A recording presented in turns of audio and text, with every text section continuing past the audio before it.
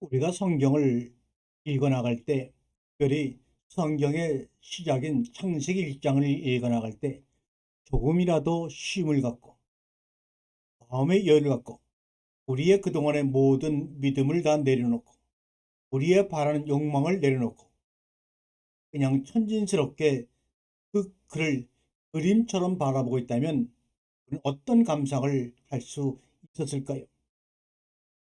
첫날부터 여섯째 날까지 보시기에 그냥 말씀한 것도 아니고 보시기에 좋았더라 좋았더라 좋았더라 7번을 반복하시며 심히 좋았더라.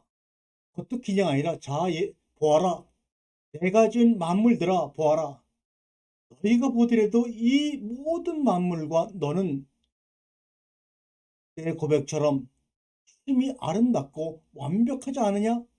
너희도 그렇게 내 말에 동의할 수 있느냐?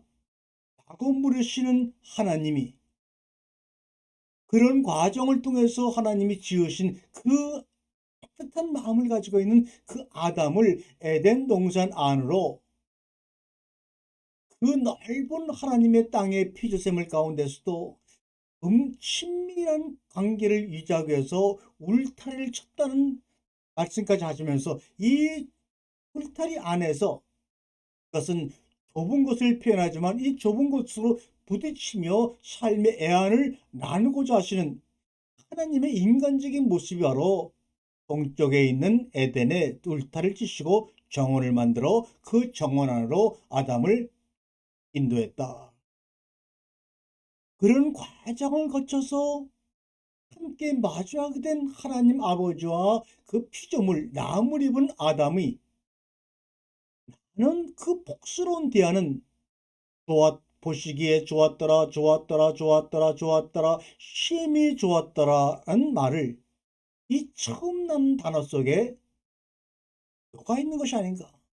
그 심히 보기 좋았다는 이 형용사적인 표현을 좀 더 다른 단어를 통해서 자극적인 단어를 통해서 서로가 나누었던 것이 아닌가. 그런데 아직 그것을 수용할 수 없고 이해할 수 없는 아담이라는 것을 알지만 그래도 일방적으로 자신의 사랑을 표현하는 것을 바꾸면 안 될 것 같은 하나님의 열망과 열정이 창세기장 10절에 선악을 알게 하는 나무를 먹으면 죽고 하는 선언이 아닌가 생각합니다. 이 죽고 죽으려는 이 하나님의 마음을 심히 보시기에 좋았다는 이 하나님의 말씀보다 앞서서 더 크게 확장시켜 거기에 집중하다 보니 심히 좋았다라고 고백한 하나님 말씀이 이 사건에 묻혀서 결국 인간을 하나님의 명령을 어긴 회복할 수 없는 영원한 저주 가운데 빠진 원죄인으로 만들어서 성경 66권을 끌고 가는 인간의 잘못된 인식, 이것이 얼마나 잘못됐는가라는 것을 이제라도 우리는 깨닫고 흐려졌던 방향을 잘못 잡은 그 길을 다른 방향으로 돌려서 하나님의 나라로 가야 합니다. 그 울타리 안에서 기다리고 계시는 그분을 만나러 가야 합니다. 죽고 죽으리라고 나눈 이 대하의 선언으로 인해 우리의 삶 가운데 우리는 그것을 인식을 잘못함으로 말미암아 모든 잘못된 것에 참여를 시키는 명분을 주는 구절로 악용되어 왔습니다. 이 말을 들은 아담은 뭔지 모르지만 그 말을 듣게 되니까 더욱더 살고 싶은 본성이, 더군다나 그 옆에서 하나님이 지으신 동물 중에 가장 지혜롭다고 하는 뱀이 아니야 죽지 않을 거야. 죽음이 뭔지도 모르는 아담 앞에 죽는다 죽지 않는다는 이 두 가지 그 이야기가 격돌하면서 아담은 본성상 살고 싶은 욕망이 간절했던 것은 아닐까요? 그것이 오늘도 우리 마음속에서 살고 싶은 욕망으로 연결되고 지속되고 있는 것은 아닐까요? 아니, 나는 결코 살아남을 거야. 당신이 뭐라 하더라도 그러기 위해선 죽고 죽으리라고 선언한 당신의 얼굴을 피해야만 나는 살 수 있을 것 같아. 그래서 아담과 에바는 나무 사이 숲으로 숨어버리고 맙니다. 아담아, 아담아 부르는 하나님의 그 고요한 소리를 무시하고 말입니다. 그러자 하나님이 말씀하십니다. 아니야, 아담아, 너는 지금 내 생각을 잘못 이해하고 있구나. 오해하고 있구나. 너는 나의 낯을 피해야지만 살 수 있는 것이 아니라 너는 나의 낯을 보아야 살 수가 있단다. 이런 하나님과 인간 사이의 선악과가 터닝 포인트 역할을 하고 있습니다. 선악과 먹으면 정말 죽지 않을까?